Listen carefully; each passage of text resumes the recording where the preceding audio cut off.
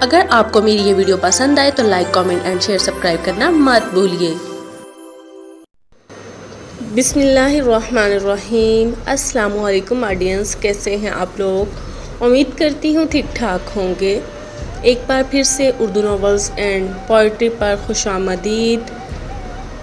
حشیش شین کی اگلی ایپیسوڈ کی طرف بڑھتے ہیں۔ جیسا کہ آپ لوگوں نے دیکھا پچھلی ایپیسوڈ میں قاسم اور وہ دوسرا شخص دونوں ایک دوسرے کو ایک شیطان سمجھ رہا تھا اور دوسرے کو موت کا فرشتہ سمجھ رہا تھا، کیونکہ کبھی کبھی انسان کی زندگی میں ایسے لمحات آ جاتے ہیں کہ اسے ہر چیز سے خوف ہونے لگتا ہے۔ جیسا کہ اس کی وفادار خادم سے اس کی اونٹنی جدا ہو گئی تھی، اونٹنی وفات پا گئی تھی، پھر ایک دوسرے سے پوچھ رہے تھے اب بتاؤ کہ تم کون ہو، اور وہ کہہ رہا تھا کہ آپ بتاؤ تم کون ہو۔ کہتا ہے کہ اگر تم اسرائیل سمجھ رہے تھے تو میں بھی تو تمہیں کون سا انسان سمجھ رہا تھا، میں تو تم کو ابلیس سمجھ رہا تھا۔ پھر اس بات کے بعد اگلی ایپیسوڈ کی طرف بڑھتے ہیں۔ کیا اس کے سحر سے چشمے فلک پر خواب طاری نہیں ہو گیا؟ کیا اڑتے پرندے اسے سنتے ہی پرندوں کی حرکت بند کر کے ہوا میں معلق نہیں رہ گئے؟ کہ یہ تینوں آدمی بھاگے آتے تھے، اس طائر خوش الحان کی فغا سنتے ہی زمین پر بے ہوش ہو کر نہیں گر پڑے؟ آپ پوچھتے ہیں کہ میں کون ہوں؟ اب سنیے کہ میں وہ ہوں جسے بہرام بن عبداللہ قندھاری کے نام سے پکار کر دنیا فخر کرتی ہے۔ اب بھی فہم عالی میں آیا یا اب بھی اور تعریف کروں؟ اس عجیب تقریر کے بعد بہرام نے مردہ اونٹنی کے پشت سے ایک مشکیزہ اتارا اور منہ لگا کر 2-4 گھونٹ پیے۔ قاسم نے حیرت سے پوچھا مگر یہ بات میری سمجھ میں نہیں آتی کہ وہ کیا مصیبت آپ پر آ پڑی تھی جس نے آپ کو موت کا متمنی کر دیا تھا، اور میری صورت دیکھتے ہی آپ نے اپنا کام تمام کرنے کے لیے مجھ سے فرمائش کی تھی۔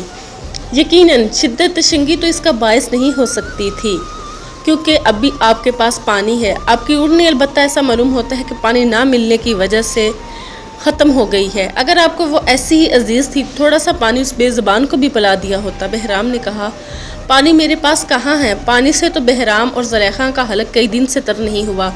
قاسم بولا مگر اس مشکیزے میں تو پانی ابھی بھی معلوم ہوتا ہے۔ بہرام کی پانی نہیں ہے، میری زلیخا بڑی پارسا تھی، بادۂ نام اسے قطعی پرہیز تھا۔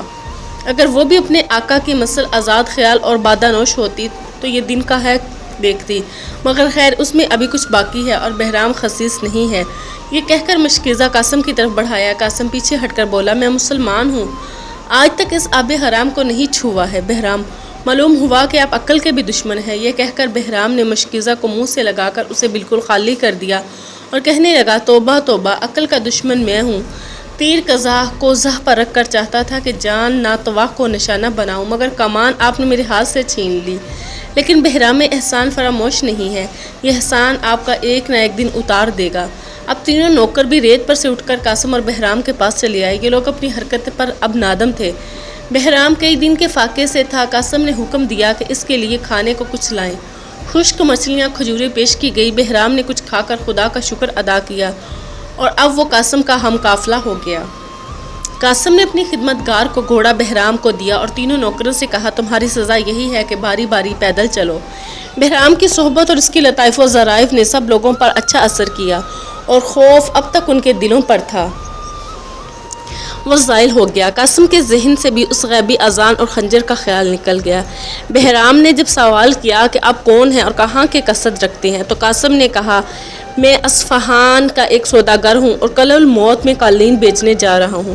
اس پر بہرام بولا واللہ کیا بات ہے، میں بھی تو وہیں جا رہا ہوں، میرے پاس بھی کچھ سامان ہے جو الموت کے دینداروں کے ہاتھ فروخت کرنا چاہتا ہوں، مگر میرے سامان میں میرے ہی طبی عالی کے چند جواہر ریزے ہیں جن کو صرف نقد مانی کے جوہری پر رکھ سکتے ہیں۔ آپ کے سامان کی طرح وہ عامیانہ اور زائل ہونے والی چیزیں نہیں ہیں، وہ زادید عجم کی یادگاروں سے بھی زیادہ اور مستحکم اور دیر پا ثابت ہوں گے اور حشیشیوں کے وحشیانہ جوش و خروش کو ٹھنڈا کرنے کے لیے پانی کے چھینٹوں کا کام دیں گے۔ لیکن سچ تو یہ ہے کہ اگر ان پہاڑوں میں گم ہو کر وہ راہ ہو کر نہ بھٹکتا پھرتا تو آپ کی صحبت کے لطف سے آج محروم رہتا۔ اور کل باوے سحر کے جھونکے اور اس بلبل خوش نوا کے جسم بے جان نوحہ پڑتے ہوئے جس کی زبان سے آج دل گداز شعار نکل رہے تھے، اس طرح کی پرلطف باتوں کے ساتھ یہ لوگ راستہ طے کرتے رہے۔ شام کے قریب پڑاؤ کیا اور روکھا سوکھا کھا کر سو رہے ہیں۔ رات کو آندھی کے ساتھ مینا کا ایک ہلکا سا چھینٹا پڑ گیا جس کی وجہ سے ریت کے ذرے جو ہوا کو کثیف کیے ہوئے تھے دب گئے۔ صبح کو مطلع بالکل صاف تھا، کہیں غبار کا نام نہ تھا اور اب ان کو اپنے سامنے افق کے قریب پہاڑوں کا ایک سلسلہ نظر آیا۔ سب دل میں خوش ہوئے کہ اس صحرائی سفر سے خدا نے نجات دی۔ دوپہر تک قافلہ پہاڑوں کے نیچے پہنچا اور وہاں سرسبز درختوں کے ایک جھنڈ میں جہاں ایک چشمہ بھی جاری تھا اتر پڑا، جہاں صحرائے پر خطر سے صحیح سلامت نکل آنے پر سب نے سجدہ شکر ادا کیا۔ گرمی کا وقت وہی ہے، درختوں کی چھاؤں میں گداز تیسرے پہر سفر کو اٹھے اور تھوڑی دور تک چل کر پہاڑوں کے منج میں پہنچ کر ان کی تاریک گھاٹیوں میں داخل ہوئے۔ راستہ اب بہت تنگ ہو جاتا تھا، گرد و پیش کا منظر بڑا نحس و مہیب نظر آیا۔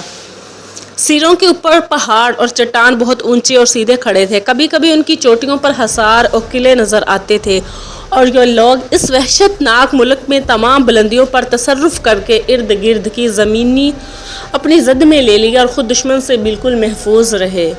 درے نکل کر راستہ مڑا، اس وقت آفتاب غروب ہونے کو تھا۔ راستے کے موڑ پر پہنچتے ہی یک لخت ایک عجیب منظر ان مسافروں کی آنکھوں کے سامنے آیا۔ کیا دیکھتے ہیں کہ جس درے سے نکلے تھے اس کے دونوں جانب کے پہاڑی سلسلوں نے اپنی فصل زیادہ کر کے بیچ میں ایک بڑا مدور اور مسطح میدان پیدا کر دیا ہے، اور دور سامنے والے پہاڑ سے ایک دریا کا دہارا چٹانوں میں ٹکرے مارتا جوش کھاتا میدان میں اترا ہے اور کچھ دور بڑھ کر ایک نیچی گھاٹی میں جس کا ایک کنارہ میدان والے سلسلہ کوہ کی پشت ہے بہتا چلا گیا ہے۔ دریا کو دیکھتے ہی مسافر سمجھے کہ یہ وہی مشہور و معروف دربار ہے جسے شاہ رود کہتے ہیں۔ غرض اس میدان کو ہر طرف سے پہاڑوں اور ایک طرف سے اس دریا نے بھی گھیر رکھا تھا۔ میدان میں مسطح قطعات پر جو دور سے سیڑھیاں سے معلوم ہوتے تھے کھیتیاں تھیں جو اس وقت پک کر تیار ہو گئی تھی۔ کہیں کہیں چنار کے اونچے اونچے درخت، زیتون اور پھلوں کے باغ بھی نظر آتے تھے۔ میدان کے دور والے سرے پر پہاڑ ایک مقام پر مسطح ہموار تھا، اس پر شہر کے مکانات اور ان کے گرد ایک فصیل نظر آئی۔ اس شہر کی پشت پر ایک پہاڑ تھا جس کی سب سے اوپر والی چوٹی برچھی کا پھل معلوم ہوتی تھی۔ اس چوٹی سے ذرا نیچے ایک سنگین قلعہ تھا اور قلعہ کی پشت پر ایک نہایت عمیق نشیب تھا، مگر ادھر پہاڑ کے دامن ڈھلوان ہوتے ہوئے نیچے تک گئے جس پر کہیں درخت تھے۔ اس گہرے نشیب سے آگے ایک بلند زنجیر پہاڑوں کا تھا جو اس مدور بیان کے گرد پہاڑوں کے حلقے کو پورا کر دیتا تھا۔ یہی مقام تھا جسے الموت یا آشیانہ عقاب کہا جاتا تھا۔ قاسم نے اس وسیع میدان اور اس کے شہر اور قلعہ کی طرف غور اور جرأت سے دیکھا اور سوچتا رہا کہ اللہ اکبر، یہی شہر اور قلعہ حشیشیوں کا دارالحکومت ہے جو بلند پہاڑوں کے حصار میں اس طرح چھپا ہے کہ سخت سے سخت غنیم سے بھی ان کو گزر نہیں پہنچ سکتا۔ یہی قلعہ اس ہستی پر اسرار کا مسکن ہے جسے شیخ الجبل کہتے ہیں، اور یہی شیخ ایسے گروہ کا سردار جو سرغنہ ہے، جو روئے زمین کے تمام والیان سلطنت کو قتل اور ہر نظم حکومت کو غارت کرنا چاہتا ہے، اور اسی قتل و غارت گری کے لیے اس گروہ نے آپس میں نہایت سخت آئین اور قوانین مرتب کر لیے ہیں اور سختی سے ان کی پابندی کی جاتی ہے۔ اللہ الغنی یعنی وہی مقام ہے جہاں سے ایران و عراق، شام و مصر میں بڑے بڑے لوگوں کے قتل کا حکم جاری ہوتا ہے۔ برسوں سے یہی حال ہے۔ اب تو اس گروہ کی شہرت اور دہشت نہ صرف ایشیا میں بلکہ یورپ کے دور دراز ملکوں میں بھی پھیل گئی ہے۔ اس میدان میں داخل ہونے کا مقام ایک قلعہ کا دروازہ معلوم ہوتا تھا، یعنی وہ ایک تنگ راستہ دو طرفہ اونچے پہاڑوں کے بیچ میں تھا۔ دائیں ہاتھ کو دریا کا پل تھا۔ یہ دریا میدان سے اتر کر یہاں ایک بہت ہی تنگ و تاریک گہری گھاٹی میں بہتا ہوا نکلا تھا، اور اس گھاٹی کے کنارے کنارے ایک راستہ تھا۔ یہی راستہ الموت پہنچنے کا شارع عام تھا۔ یہ گھاٹی اس دور سے جا ملتی تھی جس سے نکل کر قاسم اور اس کے ساتھی میدان کے دروازے پر پہنچتے تھے۔ اس کے سوا اور کوئی راہ حشیشیوں کے شہر تک پہنچنے کی نہ تھی۔ غرض میدان اور شہر کے گرد ایک قدرتی حصار ایسا تھا کہ زبردست سے زبردست فوجوں کشوں کا مقابلہ بھی اس کے نزدیک کوئی بات نہ تھی۔ قاسم کے نوکر اور بہرام کھیتیاں اور آبادی دیکھتے ہی خوشی کے نعرے بلند کرنے لگے، مگر قاسم کے دل پر تاریک اور عمیق گھاٹی میں دریا اور پہاڑوں کے سنگین حصار کو دیکھ کر یہ خوف قاسم کے دل پر تاریک اور عمیق گھاٹی میں اور پہاڑوں کے سنگین حصار کو دیکھ کر ایک خوف طاری ہو گیا۔ جب یہ لوگ آگے بڑھے تو ان کو اور لوگ بھی دوسرے راستے سے آتے ملے۔ یہ سب کھیتوں میں کام کرنے کے لیے شہر سے صبح کو نکلے تھے، اب شام ہوتے ہی گھروں کو واپس جا رہے تھے۔ غرض سب ساتھ ساتھ شہر کے دروازے پر پہنچے۔ ان میں ایک آدمی تھا جو لکڑی کے سہارے چلتا تھا اور کھیت والوں سے باتیں بھی کرتا جاتا تھا، جس سے معلوم ہوتا تھا کہ وہ اسی شہر کا رہنے والا ہے۔ اب وہ قاسم کے گرد آلودہ لباس کو دیکھ کر کہنے لگا، السلام علیکم، معلوم ہوتا ہے آپ صحرا کی مسافت طے کر کے یہاں پہنچے ہیں۔ خدا کا شکر کیجئے بخیریت یہاں پہنچ گئے۔ بہت سے مسافر تو اس بیابان میں ہی ختم ہو جاتے ہیں۔ الموت کی جامع مسجد میں جا کر سجدہ شکر بجا لئیے، یہ شہر بڑے امن و عافیت کا مقام ہے، مگر ہاں آپ سے یہ کہنا فضول ہوگا، آپ تو یہاں پہلے بھی آئے ہوں گے۔ قاسم نے جواب دیا، نہیں، مجھے اس سرزمین پر قدم رکھنے کی عزت پہلی ہی مرتبہ حاصل ہوئی ہے۔ تجارت پیشہ آدمی ہوں، اصفہان سے قلیل لے کر آیا ہوں، اس لالچ سے کہ کچھ یہاں۔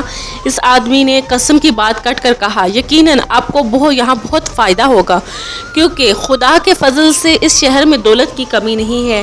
ہمارا شیخ معظم بڑا نیک اور مہربان ہے، وہ سامنے دیکھو، سب سے اونچے پہاڑ پر اس کا قلعہ الموت ہے۔ اس کی سنگین اور مضبوط دیواروں کو کوئی دشمن نہیں گرا سکتا۔ اس قلعے میں 7 زبردست مورچے ہیں، بڑے بڑے غنم کی بھی مجال نہیں کہ اس پر قبضہ کر سکے۔ آخری جملہ بہت ہی پرمعنی انداز میں کہا اور قاسم کے چہرے کو غور سے دیکھا۔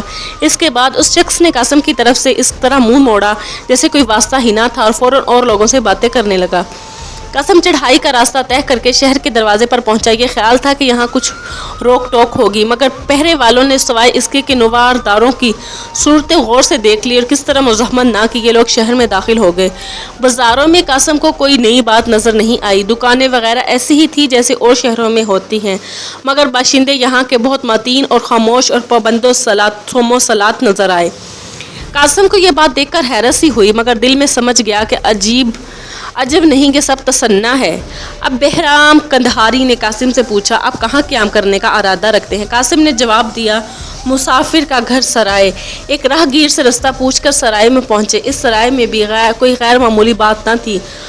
دستور کے مطابق صحن کے چاروں طرف مسافروں کے ٹھہرنے، ان کے جانوروں کے باندھنے کے لیے مکان اور سائبان بنے ہوئے تھے۔ بہرام بولا، یہ جگہ تو بڑی غلیظ ہے، نوکر رہیں یا جانور باندھے جائیں، بھلے مانسوں کی جگہ نہیں ہے۔ میں تو اپنے ایک دوست کے مقام پر قیام کروں گا جو یہاں ایک بڑا مشہور طبیب اور غزنی کی سکوت ترک کر کے یہاں آیا ہوا ہے۔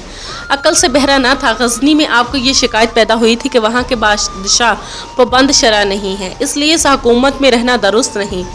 اسی بنا پر غزنی کو چھوڑ کر اموت آ کر آباد ہو گئے، کیونکہ یہاں کے آدمیوں کو وہ بڑا خدا رسیدہ اور پرہیزگار سمجھتے ہیں۔ میں سمجھتا ہوں کہ ان لوگوں کو یہ گوارا نہ ہوگا کہ تم بھی سرائے میں قیام کرو۔ قاسم اس کا ہرگز روادار نہ تھا کہ ایک غیر شخص پر اپنی مہانداری کا بوجھ ڈالے۔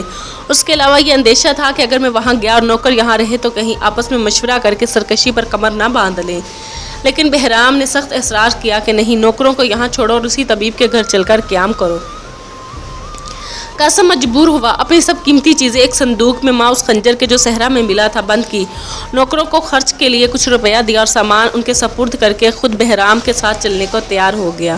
سرائے سے نکل کر طبیب کے مکان کا راستہ پوچھے ہوئے جا رہے تھے کہ بہرام کی نگاہ ایک مکان پر پڑی۔ فوراً قاسم کا بازو کھینچ کر کہا، پیاس کے ہمارے حلق خشک ہو رہا ہے، چلو اس مکان میں چلے، یہ میکدہ معلوم ہوتا ہے۔ قاسم کو ایسے مکانات سے نفرت تھی، اندر جانے سے انکار کرنے لگا، لیکن بہرام نے پھر بچوں کی طرح ضد کرنی شروع کر دی اور قاسم کو مجبور ہو کر اندر چلنا پڑا۔ اور دیواروں سے لگے بڑے بڑے تکیے رکھے تھے، بہت سے آدمی تکیوں سے لگے کھانے پینے اور خوشگپیوں میں مصروف تھے۔ ان نوواردوں کو دیکھ کر ایک بڈھا شخص آدمی جس کی داڑھی بالکل سفید تھی، جس دکان یا مکان کا مالک معلوم ہوتا تھا، آگے بڑھا۔ بہرام نے اس کی صورت دیکھتے ہی کہا، شراب لائیے اور جلد لائیے۔ اتنا سنتے ہی سب لوگ جو وہاں بیٹھے تھے تعجب کی نظر سے بہرام اور قاسم کی طرف دیکھنے لگے۔ بڈھے نے ہاتھ کے اشارے اور زبان دونوں سے کہا، ہائے ہائے، آپ کیا فرماتے ہیں؟ یہاں وہ چیز نہیں بکتی۔ کیا مجھ غریب پر کوئی آفت ڈھانے پر تشریف لائے ہیں؟ بہرام نے بگڑ کر کہا، وہ خواب، یہاں شراب نہیں بکتی تو یہ لوگ آفت کیا پی رہے ہیں؟ بڈھے نے کہا، تازے میووں کا عرق ہے، شراب فروشی یہاں قطعاً ممنوع ہے۔ کیا آپ اتنا بھی نہیں جانتے کہ شراب حرام ہے؟ بہرام، رہنے بھی دیجیے۔ جس وقت شراب حرام ہوئی تھی اس وقت سے اب تک اس کی کشیدہ میں 2 تبدیلیاں آئی ہیں اور ترقیاں ہوئی ہیں۔ اگر یہ بات اس وقت ہوتی تو کبھی کوئی اسے حرام نہ قرار دیتا۔ اگر ہمارے مفتی و محتسب بھی اس کا ایک گھونٹ پی لیتے تو کبھی میخور کو سزا نہ دیتے۔ ہائے ہائے، تمہیں کیا معلوم کہ میرا ہادی روحانی اور رہبر زندگی کون تھا؟ وہ نجومیوں کا بادشاہ اور شاعروں کا شہنشاہ تھا۔ 25 برس ہوئے کہ دنیا کے سر سے اس کا سایہ اٹھ گیا، مگر اس کے کلام موجز بیان نے اب بھی اس خاکدان مظلم کو عالم انوار بنا رکھا ہے اور ایک بات تک ایسا ہی منور رکھے گا۔ پھولوں کی ڈھیریاں اور گلاب کی مرجھائی ہوئی پتیاں ہمیشہ اس کی تربیت کو ڈھکے رکھیں گی۔ بہرام نے اب ایک ربائی گانی شروع کی، جس کا مضمون تھا کہ ساقی اٹھ میرے حال پر رحم کر، دنیا کی چیتان کو سوچنا چھوڑ دے، زندگی چند روز ہے، ایک جام شراب دے، پھر تو میری اونٹنی سے ساغر بنتے ہی رہیں گے۔ کیوں جناب، کیا سمجھا؟ شاعری اس کو کہتے ہیں۔ اگر شعر و حکمت کا ذوق ہے تو عمر کے خیال کے کلام سے استفادہ فرمائیے۔ اس ربائی کے مضمون اور بہرام کی خوش نوائی نے قاسم کے دل پر بہت اثر کیا، اور اب یقین ہوا کہ صحرا میں اس بلبل خوشحال آہو فغان نے کیوں کر اس کے اور اس کے ملازموں کے ہوش و حواس گم کر دیے تھے۔ اب ایک بڈھا ضعیف جو اس مجمع میں بیٹھا تھا بہرام کی طرف متوجہ ہو کر کہنے لگا، ہم نہایت فخر کے ساتھ ایسے شخص کی تشریف آوری کو اپنے حق میں مبارک سمجھتے ہیں، جس نے ہمارے بانی طریقت حضرت حسن صباح کے ہم درس اور ہم مکتب یعنی جناب عمر خیام کی خدمت میں ذرے زان و ادب تہ کیا ہے، مگر اس سے انکار نہیں کہ ہمارے محترم و محتشم حسن صباح کا یہ اہم مکتب لہد و گمراہ ہو گیا تھا، اور اس لیے استاد نے اپنے شاگرد کو بھی لہد و گمراہ کر دیا۔